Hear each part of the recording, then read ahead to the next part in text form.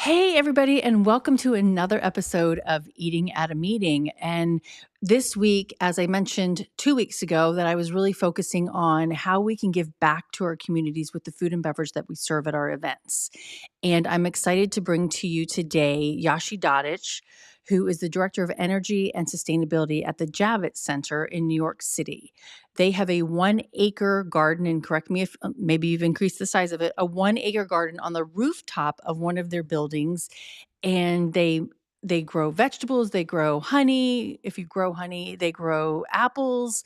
And so we're going to talk about Yashi and I are going to talk about how they do that, and then actually the donations, how they actually feed the communities around them with the surplus food that they have from that farm today. So welcome to the show. How are you? Thank you. Um, I'm doing great. Thanks. How are you? I am good. Okay, so tell everybody that's a big title. I just said that to you a minute ago. Director of Energy and Sustainability. Can you tell everybody what that means? Because that's really big title. It really is. So it includes, I'm going to take a step back Okay. and I'm going to share what Javits Center is Yep. and That'd be how great. big it is. Okay. And then I'll dive a little Okay. bit deeper into what I do here at Javits. So Javits Center is 6 city blocks. Wow. we run from 34th Street to 40th Street, from 11th Avenue through 12th Avenue. Wow. And we are more than 3 million square feet total for our entire building. So as you can imagine, we use a lot of energy within the building. Mm-hmm. And we host a lot of events here as well. And we are also known to be one of the busiest convention centers in the country. Mm-hmm. And what I do, coming back to my title, is work with our multiple teams. We have a small sustainability team, but one thing that we take a lot of pride is it's not a silo. It's Okay. not just one department. We collaborate with multiple teams within Javits, and that includes our engineers, that includes our electricians, cleaning teams, our farmers, our culinary team. So on an everyday basis, that's my job to kind of learn from different departments what they are doing, Mm-hmm. and then identify those areas of opportunity where we can collaborate and work towards our commitments and mandates that we comply towards. And just to jump in there, who are those commitments and mandates coming from? Is it the city? Is it your ownership? Is it the food and beverage company? What is that? So we are a state entity. Okay. So we need to comply to some of the state regulations, which includes direct executive orders from our governor. Mm-hmm. And we comply to those. And we also comply to some of the local laws that we have within Mm-hmm. the city. And then on top of that, we have our own commitments as an organization, as a corporate ourselves. Mm-hmm. So my job in a nutshell is to make sure that we are complying to all the mandates and reaching our goals to get to our commitments as well. Well, and I want to say too, there's probably a commitment from some of your clients that are coming in who have their own corporate Exactly. goals that they want to put on top of yours. If you already, and so I'm sure maybe you're incorporating those in the end, in the long run after you've been given them. Yes, and that happens all the time. So we have multiple events which we host, and many of those event management organizations, they have their own commitments. Mm-hmm. And one of the pledges, which is called the Net Zero Carbon Events Pledge, our former CEO was actually involved in the creation of the pledge, and we Okay. are a proud signatory of that pledge. So multiple events that we host are also the signatories of the same pledge. So Okay. there is alignment in that. So when they're coming to us to host their event, they have certain requirements, certain expectations, and they many a times are pleasantly surprised with multiple initiatives in the practices that we have in place. Because when they are coming here, they start with the very basics, Mm-hmm. and we are already above and beyond in multiple of those areas. That's amazing because it's, there's planners who don't necessarily know, "Hey, I'm starting out in this journey of sustainability and in reaching these goals," and you're already there saying, "Hey, we've Mhm. got your back. We've got these goals that we've set for ourselves that actually help you in ways that you may not Mhm. have thought of." Yeah. So that happens a lot. And many times I would also share that events come to us where they have no idea about it.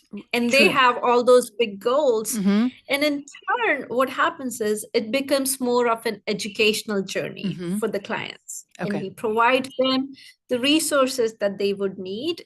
And then we help them and support them in meeting their own goals from that particular event, while also making sure that we are complying and meeting our own commitments too. That's fantastic.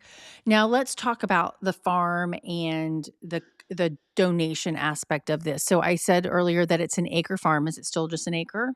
Just an acre? Yes, it is. Yes. You can't grow the We building bigger. have, yes, we have the 1 acre rooftop farm, and we also have 3,500 square feet greenhouse Okay. on the rooftop.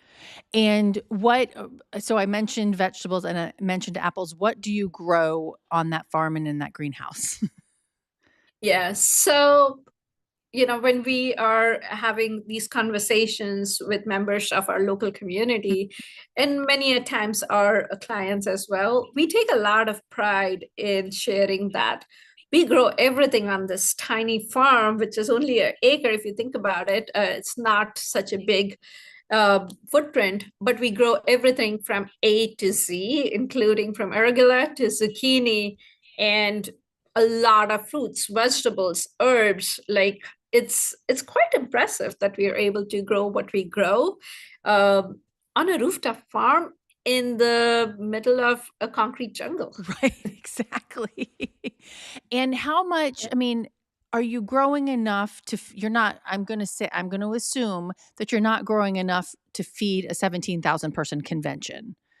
Um, No, it's not. But what we do is we are growing about 20,000 pounds per year. But again, it depends because we are growing a lot of herbs also. okay. So it's smaller, even though it's smaller weight, Mhm. poundage wise, but the impact of it is huge in terms of utilizing our own resources Okay. within Javits Center, reducing the waste and saving some cost associated with specifically the herbs, because as you can imagine, herbs are expensive when you go and purchase it from an outside vendor. And one of the requirements specifically for the herbs is you have to purchase a minimum of 1 kilo of any herb that you want to use. Wow. And even though we host events with so many attendees, the culinary team doesn't need that much No. of herbs all the time. So what we did was, there is, again, going back to my initial point of, it requires a lot of collaboration. Mhm. So the sustainability team at Javits works very closely with the farmers, with the culinary team, and all of us come together and identify those areas of opportunity and then plan ahead. So we are always working a year ahead as to what the farm is going to look like and what are we going to grow during the peak season. And that's what we came up with last year, that why don't we utilize our greenhouse space to grow some herbs? And that way we can have fresh herbs throughout the year. Well, and is there an opportunity also to dry your own herbs? Like There is. so that you're also or canning any of the vegetables and things that you have there so that you can use them later on in the year when that's out of season. Absolutely. So we do practice something called total food utilization. Okay. So any of the produce that we are harvesting on our farm, we try to utilize majority of it within our own operations, Okay. either for our clients or for our own stakeholders, especially our own team members. So we do use a lot of basil to create pesto sauce, Okay. and we use it for a lot of pastas. Okay, well, and then what do you, and then I'm assuming, because I know you do donate, Mhm. what you don't need at that time, how have you incorporated it into feeding the communities that you serve? Absolutely. Yeah. So we take a lot of pride in being a good neighbor within this area. And what we do is our first goal any given time is our client who we are serving, Okay. and making sure that our client needs are met, but at the same time ensuring that there is no food going to waste from our operations. Mhm. So specifically when we talk about the food grown at the farm, the peak season for the farm is the summer Okay. time. And it's the same time when it's a little bit slower on our events Mhm. side. So the way we try to balance it is that's the time that we would open it up to the local community and engage with our local community partners Mhm. to make sure that we are able to utilize all this nutrition dense food that we have grown right here, and then extend that to address the food insecurity Mhm. within the city. So that, I mean, and that's kind of amazing, and for people who are listening who are not event planners, right? I mean, there's a peak season of spring and Mhm. fall, right? Yeah. Outside of the peak season of growing on a farm. And so that's really important to know. I mean, you are still growing during those timeframes, but your bulk of Yes. that with the amount Mhm. of sun that you get during the summertime, especially on, a really tall building, I mean, that's a really interesting thing to think about in what you have to also collaborate with all the departments in the building. Mhm. Yeah. Yeah. Yeah, we collaborate internally with multiple teams. Mhm. We collaborate with our local vendors, local community Mhm. partners, and we truly believe in having that positive impact. Mhm. In the collaboration that we work towards, it just leads to that multiplier impact. And Yeah. that's where like we start seeing the progress that we want to see as a society. Yeah. How I'm gonna jump into some specifics, but do you have numbers Mhm. on how much you've donated to the local community? And then I wanna jump into Yes. how we do that. Yes. So specifically about food, we were able to donate about 80 pounds of food last year in 2024. And this 80, year not so 80 far, pounds, 80, you said 80 pounds, 80, I'm sorry, 80 tons. I take 80 it back. tons. I'm Okay. sorry, Because 80 tons. Yes. 80,000 was actually more than 80,000 was only from one event in wow, summer. that's mind So it's blowing. a specifically food related show, Okay. and we Okay. have about 86,000 pounds from that one event, Wow. 99 pallets of food. And recently, like literally last 10 days, we had another produce show, and we donated about 39,000 pounds of Wow. food within the local community. And that was, and just for clarification, that was food that vendors brought in as well to be in their booths and Exactly. things. Mhm. And so instead of Yeah. that going into the trash, you were able Mhm. to repurpose. So it wasn't just what was in what was grown on the farm, it was what was Exactly. brought in by those suppliers or those exhibitors. Yes. And there is like, I'll take a minute to give a shout out to the event producers Mhm. in the show management and the exhibitors for that too, because they recognize before coming to Javits Mhm. that they will have that amount of food left over. And then they engage with some of the local community partners Okay. before time. And then on our end, we make sure the logistics are in place and we support in different areas and collect all the data. That's really cool because I think that's another valid point. So they're coming with some of the donors. They've already got a list of people they want to donate to. So it's not relying on you picking those vendors and those donors, but it's a collaboration between the planner and the venue. Yes. And that's usually just one partner Uh-huh. within the local Okay. community. And then we do have events when they come in and they haven't planned it ahead of time. Okay. So towards the tail end of it, we find that there is like maybe 100 sandwiches which were boxed and were not used. Hmm. So at that point, we work again with our local established community partners, and then we donate it to them to ensure one of the most important things for us is to make sure that the food is safe to donate, Hmm. no matter where it is coming from, even if it's coming from the event or if it is coming from our farm. Okay. So we ensure that all those standards are met before we donate anything. Well, that's really, really important because I think a lot of people, a lot of planners get pushback from venues all over the country saying, "Well, we can't donate because we're going to get sued, or we could potentially get sued for food safety reasons." But can you walk through that? And I know I was talking about it the other day, yeah, actually yesterday. The Food Donation Improvement Act helps reduces that liability, and nobody's been sued under it. So. Well, I will still say that even at Javits, Mhm. even though we donate a lot of food, our first step is making sure the food safety regulations are met. So that is a very big Right. priority for Mhm. us.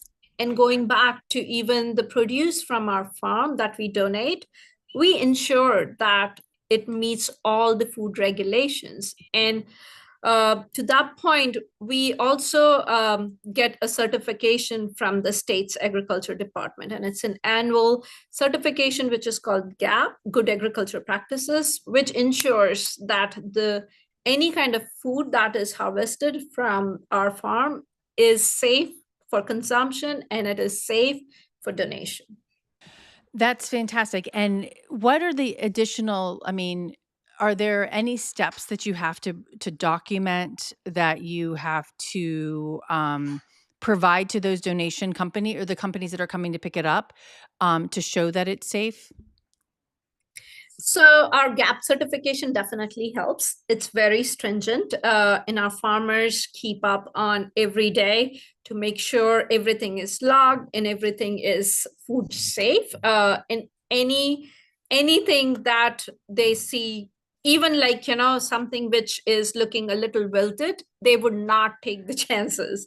And so, like even like I would say, if the requirement is that you need to be at from A to Z, somewhere in the middle of it, our team's culinary team and our farmers team, they go above and beyond to make sure that it is not 100%, but it's a 200%, because we do not want to risk anything in terms of, especially with food. We Right. want to address food insecurity within the community, but we want to be very careful about it as well.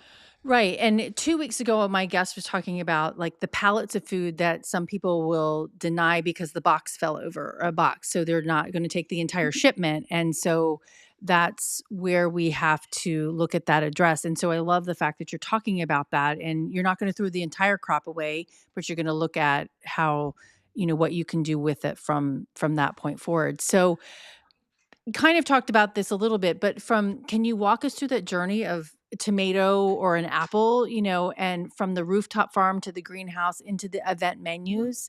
And you said it's like a year-long planning. I'm like, you're thinking about what you're Yeah. growing for chef to design the menus?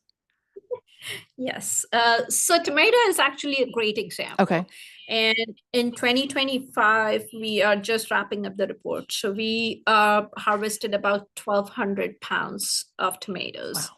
7 different categories, varieties of tomatoes. Wow. And yeah, and again, going back to how collaboration within our own teams is at the heart of our operations. Okay. So, our culinary team meets with the sustainability team and our farmers each week during the peak season, during summer. Mhm. And we actually have those meetings from March through November. And we look at the farm. That's the first thing that we do every Monday morning. That's my first meeting, by the way, of the week. And that's my favorite, hands down. So, what we are looking at is where are we in the growing cycle? Okay. And then how much like harvest are we expecting from the farmer's side? And on the culinary side, we try to align it with the events. Okay. Okay, this is looking great. And then it goes to the point where, oh, this tomato is a little too small. Maybe we need a little bit bigger for this event, specifically for that particular dish that the chef is working on. Right. Or the other way around, too. It works both ways. And then once that is done, then it kind of keeps going to the next phase of it. That, okay, this is what we have done. Now we have the next event coming in. Mm-hmm. And what we also do is during the planning phase of it, we identify that each crop has its peak kind of time of Yep. the year where it will taste at its best. So tomatoes are our star crops, especially during the summer months, Mm-hmm. because they are at its peak. And then during the rest of the months, they are like a staple crop. So we work that kind of concept into our catering menu as Okay. well. So when the culinary team and our sales team are having those conversations with our clients and potential clients, Mm-hmm. they already have that embedded into their menus, and they present it in a way where it is always mentioned that it's coming from our farm. So it highlights that those benefits that an event has when they're choosing Javits as their venue for the event. And then what happens with those? And then how? Like, you've got all these dishes, and maybe 500 people. They said 500 people were coming, and only 400 people come. What Mhm. is the next step in that whole process? Yeah, and that always happens no matter where you talk to, which culinary team you talk to. It's always better, even in our homes, Right. right? When we are hosting somebody, we would always have a little bit extra than we would have less, right? Mm-hmm. So it's the same concept, especially like when we are talking about events at a bigger scale. So there is always that surplus food which is there. And once we know that the event is wrapped up and all attendees are done with their meals and the food is still intact, packaged in the correct boxes, Mm-hmm. it was maintained at the same temperature throughout the day, then only we open it up to the local community. Okay. And then it goes to the point where, okay, we have this, and then they may also make sure that they understand that it is time sensitive. Okay. So they'll come and pick it up within that time frame, and then only we donate it. Many a times, if something needs refrigeration, then we donate it. When we're donating it during that planning process, we ensure that the vehicle that is coming to pick up the food or the produce is refrigerated. Okay. Yeah, I mean, that's a lot of different things to think through.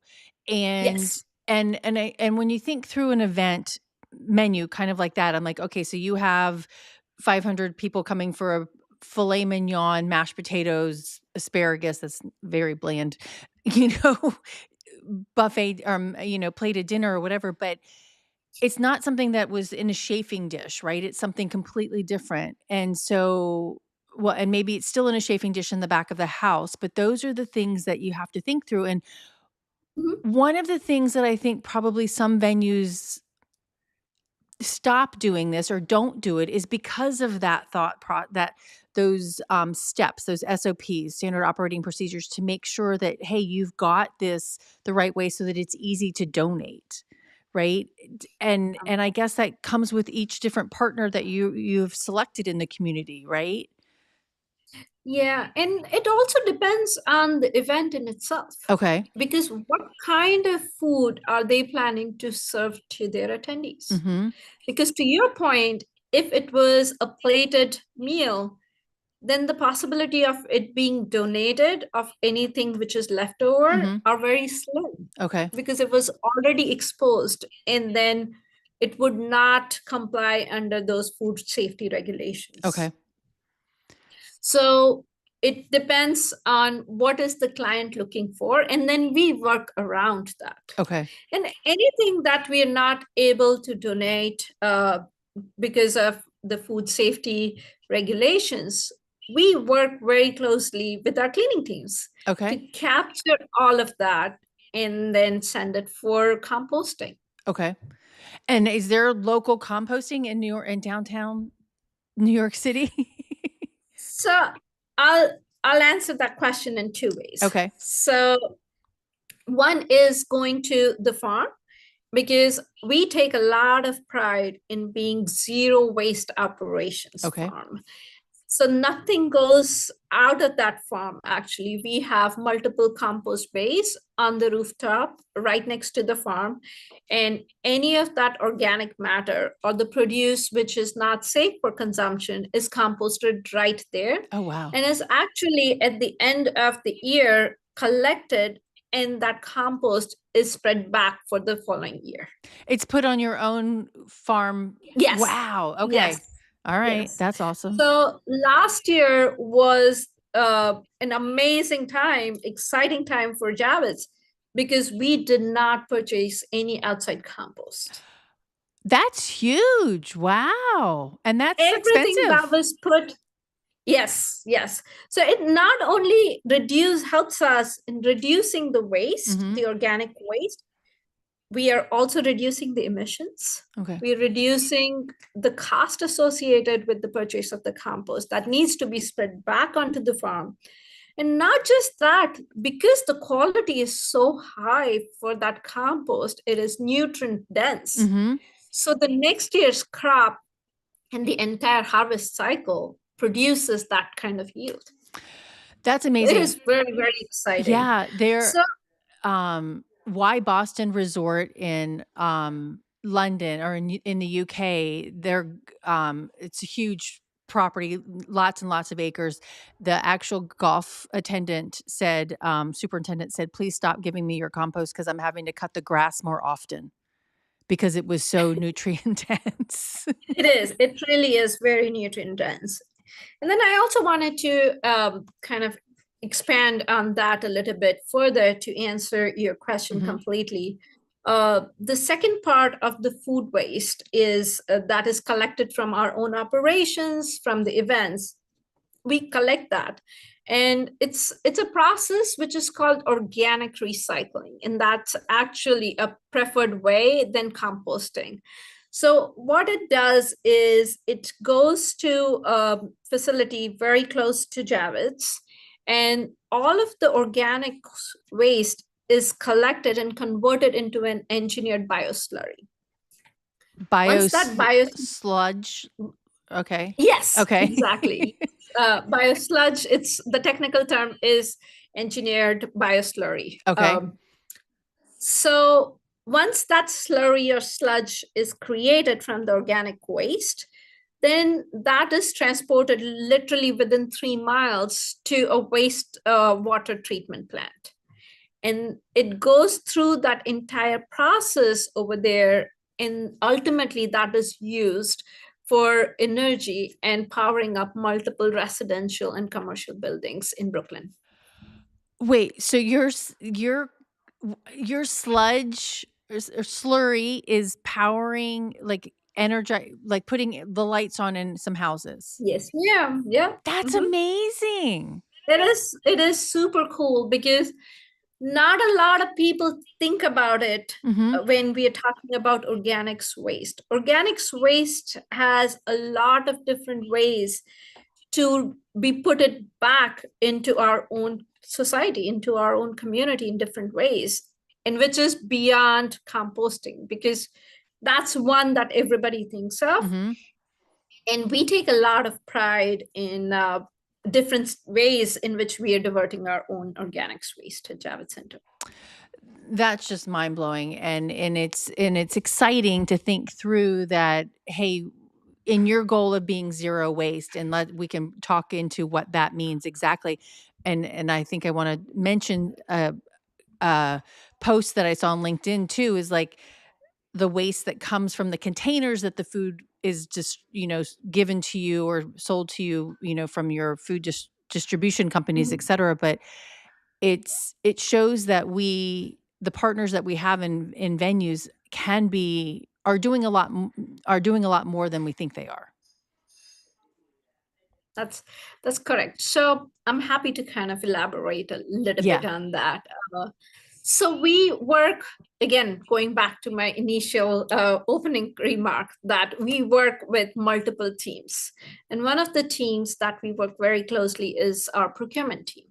So we work with them to help them identify some of the language, and then also kind of those metrics to identify which are the vendors when we are evaluating a particular RFP, that this particular vendor is getting more higher score because of these different initiatives that they have on their end.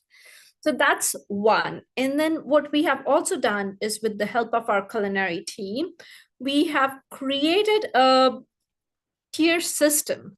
So when an event is coming to us and they say that they want to have plastic cups for water, so what that brochure includes is multiple different options for any kind of serviceware that any client will probably need for their event. And that includes multiple options. So one being the most sustainable, and then there is one in the middle, and then one being the least sustainable option. So all of our teams combined are nudging the client during the conversations towards the making the correct choices. And I love that because it's a team effort. It's not just one, it's not the CSM pushing this. It's the variety of different people that the CSM interacts with that helps make our events successful, because it's not just that one person. That person is working with everybody in your building to make it successful. Yeah, everybody, like, it's at the heart of our operations, I would say. That's fantastic. So what elements of your approach can be adopted by other convention centers and hotels and venues that don't have a rooftop farm, that don't do this? And and I really want to think through on the food donation side of that too. Like, what can we think through, and how can those other venues do the same thing that you're doing? Yeah. So one thing very important to understand is each venue, each hotel has their own story. This is our story, Right. and we definitely want to inspire others to create their own story and identify what kind of impact they want to have. Mm-hmm. This was in our roots. This was in our vision, which transformed into our purpose. And all the teams come together to help us reach that purpose, and we work collaboratively on that. But to give answer to your question, one simple thing is engaging in pre-planning. That helps cut the waste at the end of any event, any kind of initiative. And that's something that can be used cross-sector, not just for events, not just for venues. If there is that strategy put together in that pre-planning phase, then the outcomes are always like better planned and better resources are deployed for it. No, that's so true. And it can't be a last minute thing. You have to think through it across the board. And I think planners have to put this in their RFPs and saying, hey, what can you do? Right. And I want to jump into the thinking through those partners that you have for donating the food. And I know it depends on the event, whether it's chafing dishes or plated food or whatever.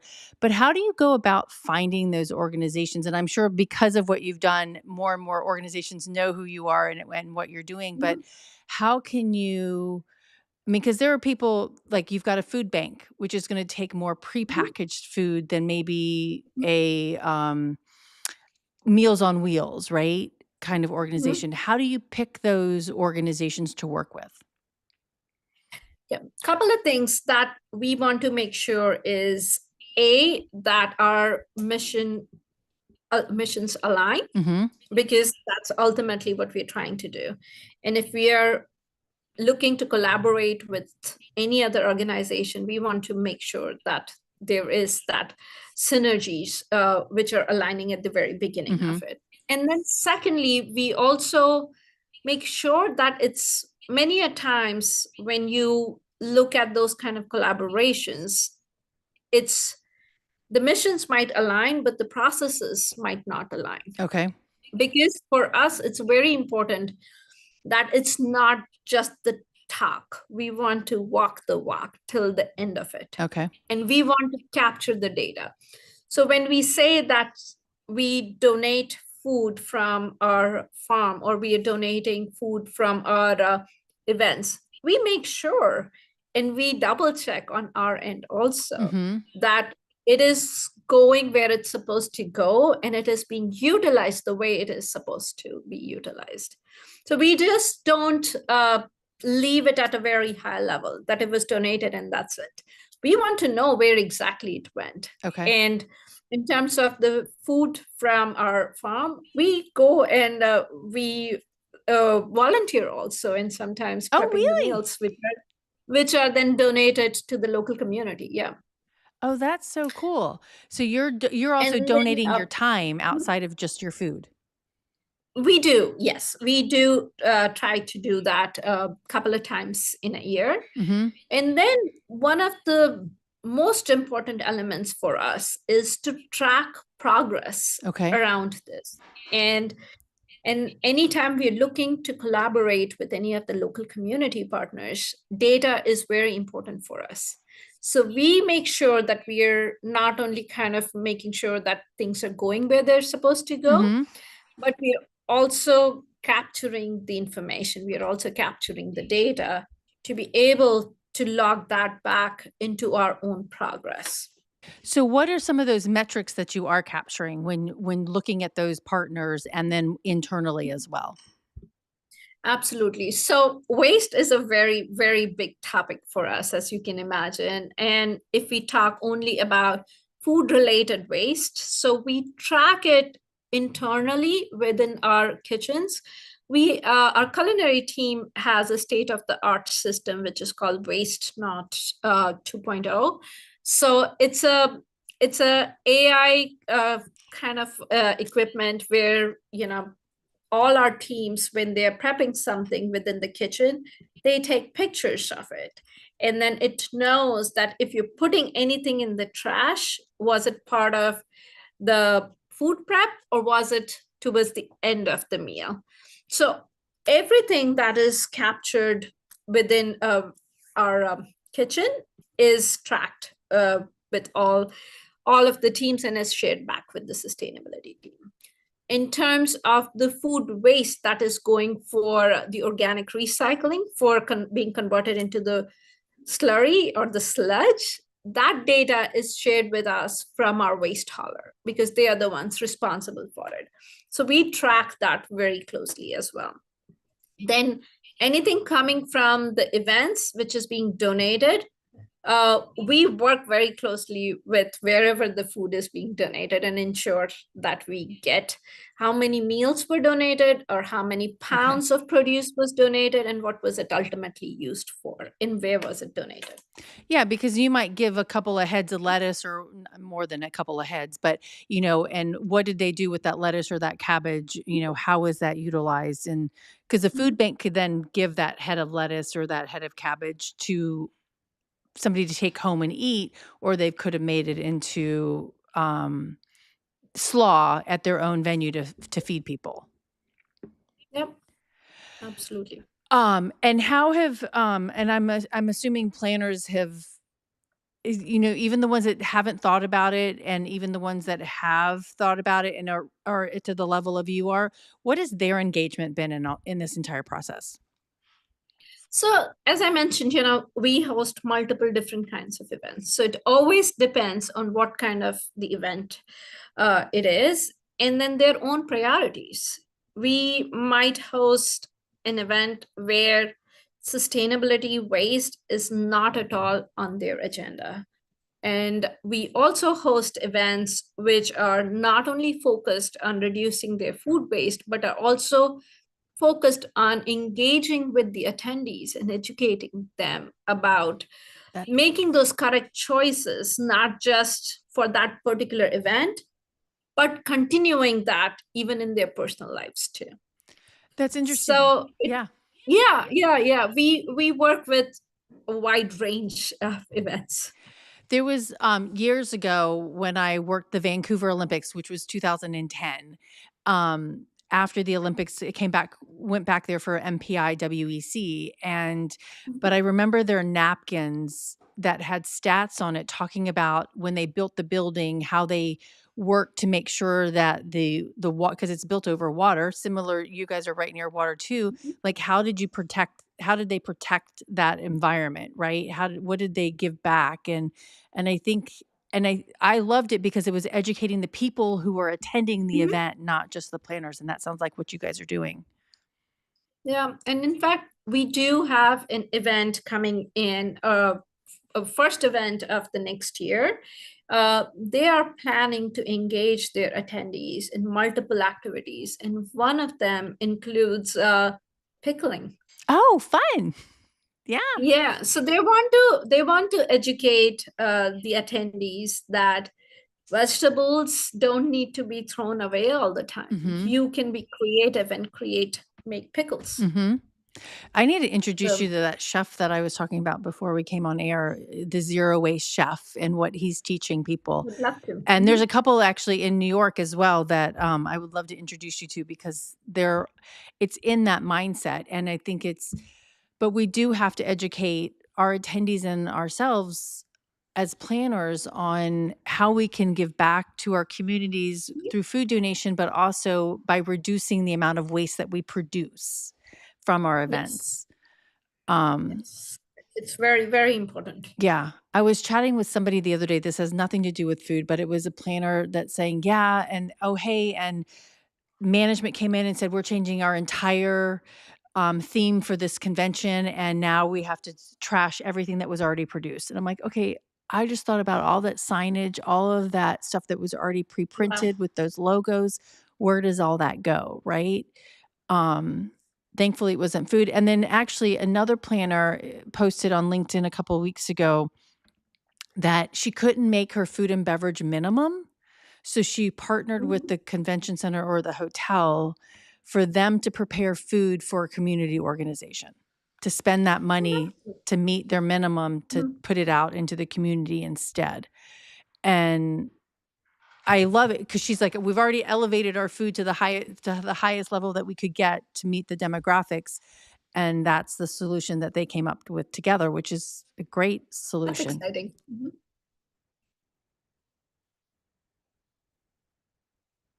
I can't I hear you, muted myself Tracy. by accident. I told you I was going to do that.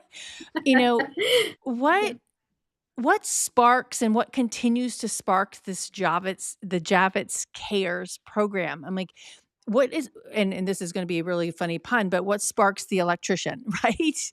To keep doing this and all the different department. What are they getting out of this? What are they getting out of it? I'll answer that first. They take a lot of pride, Tracy, in what they do. We had an event recently uh, where the sustainability team was not informed or not involved in it at all. That event had a lot of merchandise that they sold during the event, which included t-shirts, sweatshirts, sweatpants, all kind of apparel merchandise Mhm. for the event. And you would expect that, okay, there will be some hangers, but you would not expect about 35,000 hangers to What? be left behind. Wow, what do you do with Yeah. that? So, as I said, I had no idea about it, neither did my team. So, the cleaning team, they were the ones who took the initiative. They saw it and they were like, oh, wait a minute, this is something that can be reused. So they started collecting it. And there was only one person in the back of the house at that on that particular day.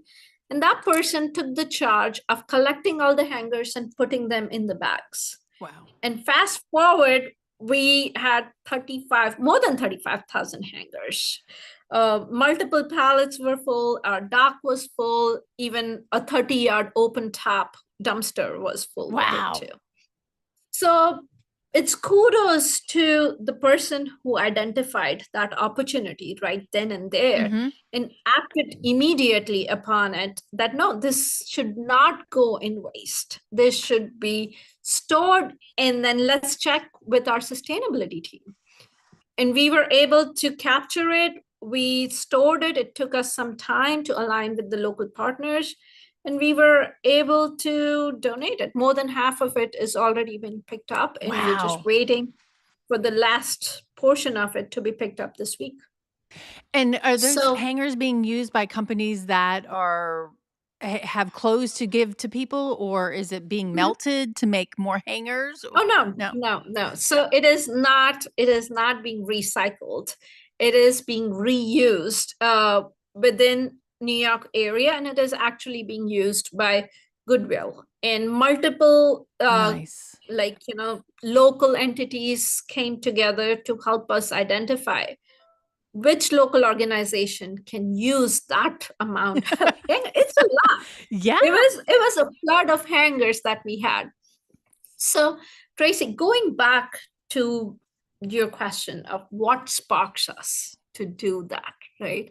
It's that commitment, it's that pride moment which our team members take in, doing something for the community. That's what drives us. And obviously, like, we have our data that we track, we have our own commitments that we need to make sure that we are meeting in terms of our waste diversion from the landfill. But also there is that simple training to the multiple teams that we work with, that, hey, listen, if you see anything on that floor that you will use at your home, or you will put it in your living room, then that means that can be donated. Right. So they just move it into the area, and we work with the local community partners. We had an event recently which left multiple mattresses, and those mattresses and the display units from that particular event were donated to veterans in the area. Wow. So we get a lot of like that positive story out of it, instead of just dumping those things, all those items into waste. Well, and I just want to go to the cost of that. I don't know. I feel like I'm echoing. You're having to pay a hauler to come get that from you. So there's an expense to that. And like, do you put that back on the planner and charge them for that hauling? Or we do. Okay. Yes. Okay. Yes, because this is the initiative that we at Javits have, which is called the Javits Cares. If we didn't have that, all those items were left behind to be trashed. So even hangers, mattresses, they were all left behind to be trashed. If we didn't have that program in place, and if our cleaning teams, our multiple teams did not get involved in all this process, they would still be paying for the trash, and it would be actually going to the landfill.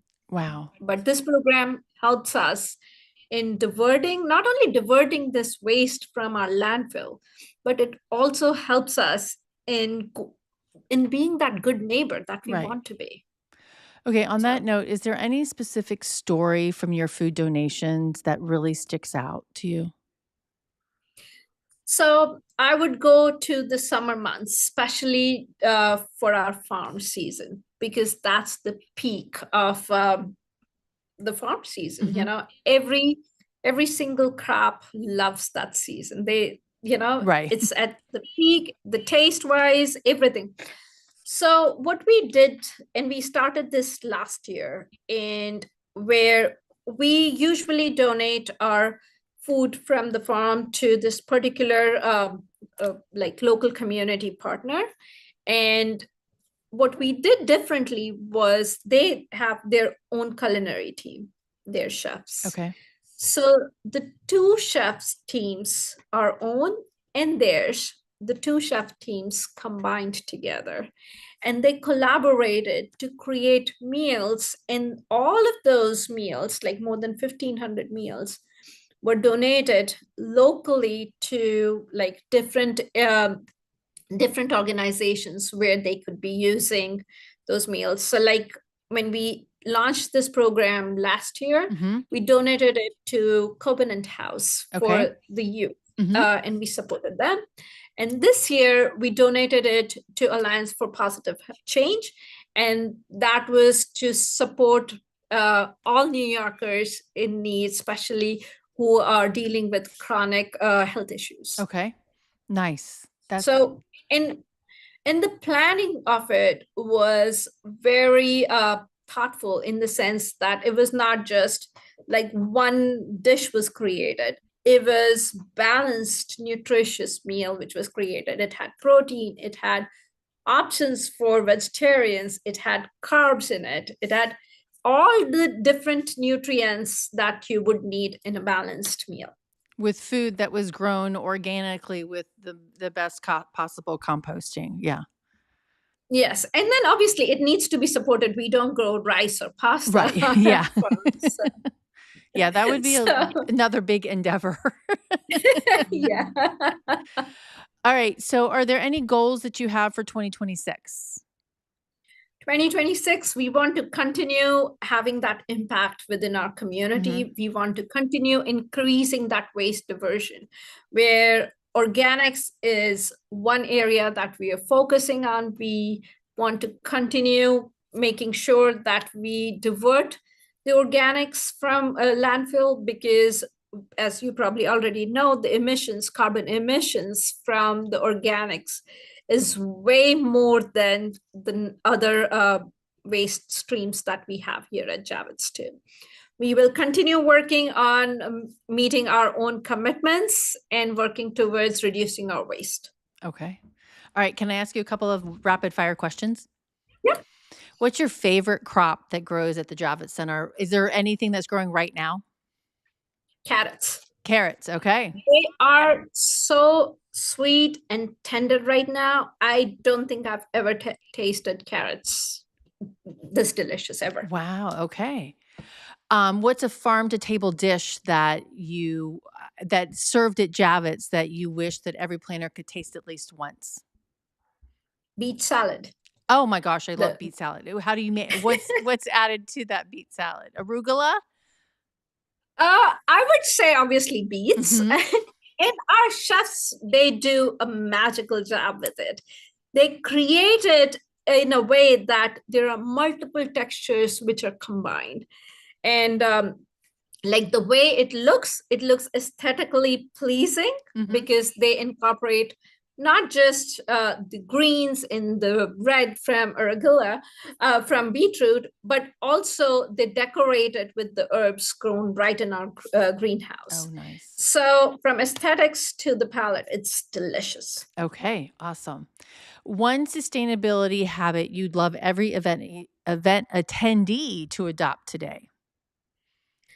I would say pause before you throw your trash, Okay. because whatever is that waste receptacle, it takes only a fraction of a second to recognize that what needs to go where. And if you do your part, it's going to help all of us and our future generations. I love that. Okay, partners aside, what word would you hope people use to describe Javits's food donation work? Community. Mhm. We want to be that good neighbor in our local community. We want to support our local community, because when communities thrive, we all do better as a society. Yep. Okay, and then last that I've been asking everybody is finish the sentence. Every meal should. Every meal should be fun. Oh, I like that. Yeah. And you Yeah, it shouldn't be boring, because if it's boring, then you won't enjoy it. right. And then there will be a part of it which will be left over. If it's fun, you will always finish it. That So is no food so waste. true. Yeah. Fun and delicious. Exactly. Yeah. Yeah.